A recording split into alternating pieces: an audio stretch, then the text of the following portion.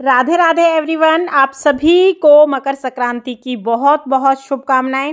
Friends, आज की video में हम जानेंगे कि मकर संक्रांति से कीड़ नगरा सींचने का नियम कैसे लेते हैं, इस नियम को हम कैसे निभाते हैं, कितने दिन के लिए हम ये नियम लेते हैं, हमें ये नियम धर्म के लिए कैसे लेना चाहिए, धन के लिए कैसे लेना चाहिए और हरी बीमारी से छुटकारा पाने के लिए हमें कीड़ नगरा कैसे सींचना चाहिए। यानी कीड़ नगरा सींचने की संपूर्ण जानकारी आपको आज की वीडियो में मिलेगी।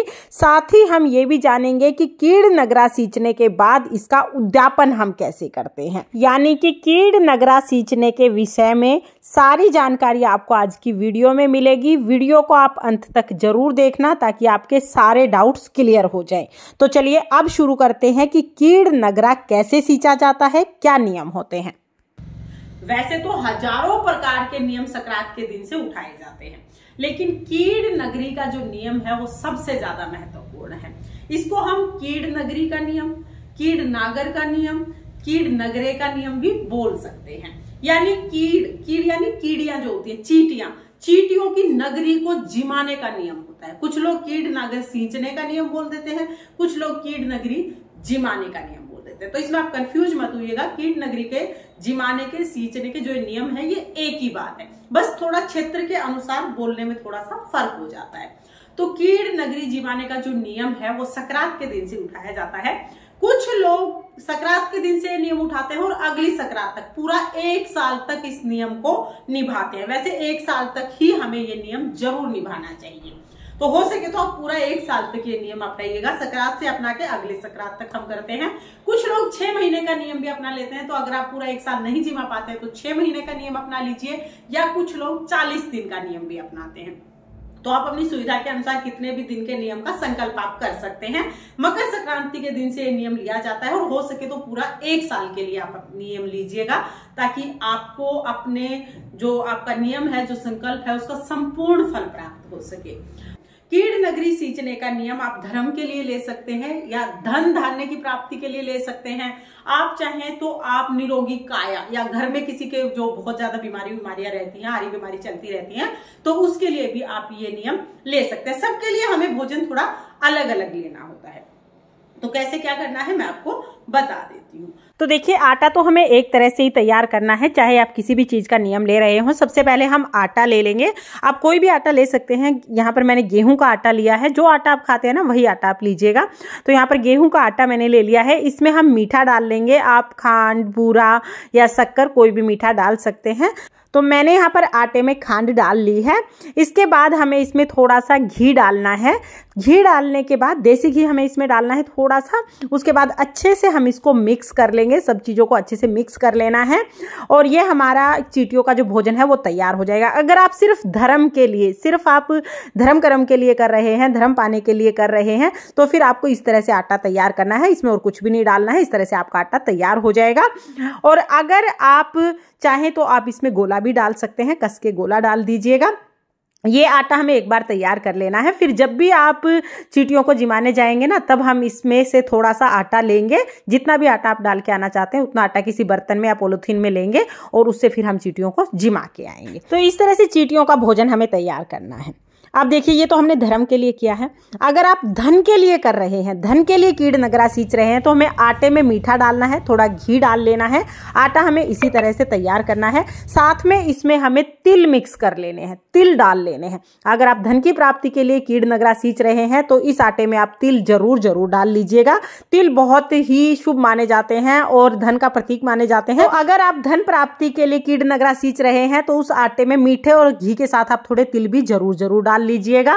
और अगर आप किसी हारी बीमारी से छुटकारा पाना चाहते हैं, किसी हारी बीमारी के छुटकारे के लिए आप कीड़ नगरा सींच रहे हैं, तो सप्त धान आपको लेने हैं, 7 अनाज आपको लेने हैं। ये 7 अनाज मैंने थाली में दिखाए हुए हैं। कोई भी 7 अनाज आप ले सकते हैं। 7 अनाज पिसवा कर फिर उस आटे में मीठा और थोड़ा सा घी डालकर उस आटे से हमें चींटियों को जिमा के आना होता है। यानी कीड़ नगरा हमें सप्त धान के आटे से, 7 अनाज के आटे से सींचना होता है। यहाँ पर हमने चींटियों के लिए आटा तैयार कर लिया है। इसमें मीठा और घी मिला लिया है। अब इसको किसी बर्तन में भर लेंगे। तो मैंने यहाँ पर ये टिफिन में भर लिया है। तो ये हम चींटियों के पास ले जाते हैं। चलिए अब चींटियों के पास चलते हैं और चींटियों को जिमा के आते हैं। देखिए जहां पर भी चींटियों के बिल हो वहां पर हम जाएंगे।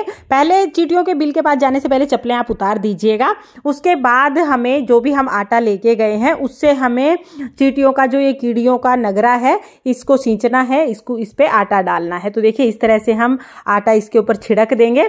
आटा हमें मुट्ठी में नहीं लेना है, उंगलियों में देखिए इस तरह से हमें, इस तरह से ये जो हमारी 5 उंगलियां इससे टच होनी चाहिए, इस तरह से हमें आटा हाथ में लेना है और इस तरह से हमें बुरक देना है। जो चींटियों का जो भी बिल है, जहां पर भी चींटियां हैं वहां पर चारों तरफ हम इस तरह से ये बुरक देंगे ताकि वो आसानी से इसको ग्रहण कर सके, आसानी से इसको खा सके। इस तरह से हमें चींटियों के जो नगरा है उसको सींचना है। चींटियों को इस तरह से हमें भोजन डालना है। ध्यान रखिएगा कि आपके पैरों के नीचे चींटियां ना कुचली जाएं, इस बात का आप विशेष करके ध्यान रखिएगा।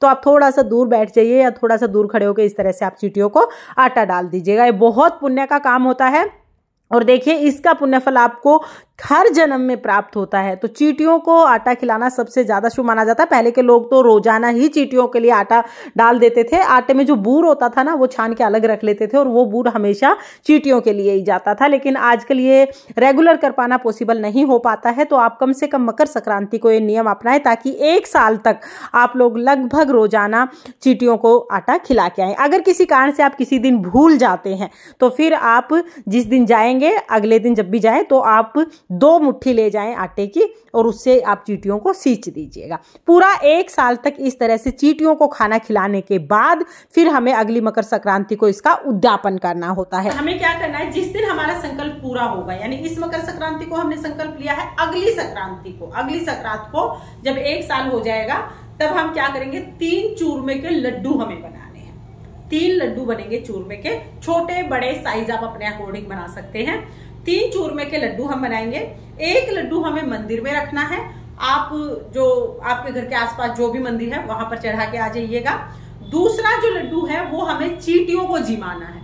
रोजाना जहां पे आप कीड़ नगरी को सींच रहे थे, कीड़ नगरी को जिमा रहे थे, वहीं पर हमें जाना है और उस लड्डू को छोटा छोटा ऐसे टुकड़े टुकड़े करके भोरा सा करके और वो चारों तरफ हम इस तरह से डाल देंगे। चींटियों का जहां पे हम आटा डालते थे वहीं पर हम उस लड्डू को डाल देंगे। और तीसरा जो लड्डू है वो हम प्रसाद के रूप में सबको बांट देंगे। तो इस तरह से 3 लड्डू बनाने हैं। और आखिरी दिन जिस दिन आप उद्यापन करेंगे 1 लोटा जल भी आपको लेके जाना है। चींटियों को जिमाने के बाद हम जल लेंगे और जल को चारों तरफ इस तरह गोल गोल फेंक देंगे। चींटियों के ऊपर नहीं डालना है हमें जल। जिस जगह पर हम जल सींच रहे हैं ना उस जगह के चारों तरफ इस तरह से हमें घेरा बना देंगे, उससे सींच देंगे उसको। इस बात का ध्यान रखें कि जो जल है वो चींटियों से दूर चारों तरफ हमें डालना है, चींटियों के ऊपर बिल्कुल भी नहीं डालना है। तो जब आप जल सींचेंगे तब हमें बोलना है, काली कल जोगिनी माया है अपार, काली कल जोगिनी माया है अपार, बिड़ला सींचू तेरा करियो बेड़ा पार, बिड़ला सींचू तेरा करियो बेड़ा पार। ऐसा कह के हाथ जोड़ लेंगे और अपनी मनोकामना को पूर्ण करने के लिए प्रार्थना करेंगे। इस तरह से उद्यापन हो जाएगा। तो आप इस तरह से, बहुत आसान सा नियम है, थोड़ा सा आटा ही लेना है हमें और आटे को चींटियों को जिमा के आना है। तो चींटियों का तो भंडारा हो जाता है इससे। और आप थोड़े से आटे से कितने सारी चींटियों को जिमा सकते हैं। तो ये नियम आप जरूर लीजिएगा। इसका उद्यापन भी बहुत आसान है और ये नियम निभाना भी बहुत आसान है। पूरे 365 दिन तक आप ये नियम कर सकते हैं। मतलब कुछ दिन ऐसे होते हैं ना जब महिलाएं पूजा नहीं कर पाती हैं, लेकिन इस नियम में आप किसी भी अवस्था में हो आप चींटियों को भोजन करा सकते हैं, उसमें कोई दिक्कत नहीं है। ठीक है। और चींटियों को भोजन कैसे कराना है, आटा कैसे डालना है या दलिया जो आप डाल रहे हैं कैसे डालना है, वो मैंने आपको बता ही दिया है। और मकर संक्रांति के दिन से बाकी कौन कौन से नियम लिए जाते हैं, उनका उद्यापन कैसे किया जाता है, इसका वीडियो मैंने चैनल पर सारे वीडियो अपलोड कर दिए हैं। आप उन्हें भी एक बार जरूर देखना ताकि मकर संक्रांति के सारे नियमों के बारे में आपको जानकारी मिले और आप अपनी सुविधा के अनुसार कोई भी नियम अपना सके। तो आपको ये वीडियो कैसा लगा कमेंट करके जरूर बताना। और अगर ये वीडियो आपको पसंद आया हो, वीडियो आपके लिए थोड़ा बहुत भी यूजफुल हो, तो प्लीज प्लीज वीडियो को लाइक कर देना। और हम महिलाएं घर में तीज त्योहार कैसे करते हैं ये देखने के लिए मेरे चैनल को सब्सक्राइब कर लेना। फिर मिलते हैं किसी और वीडियो में, तब तक के लिए जय श्री कृष्णा, राधे राधे।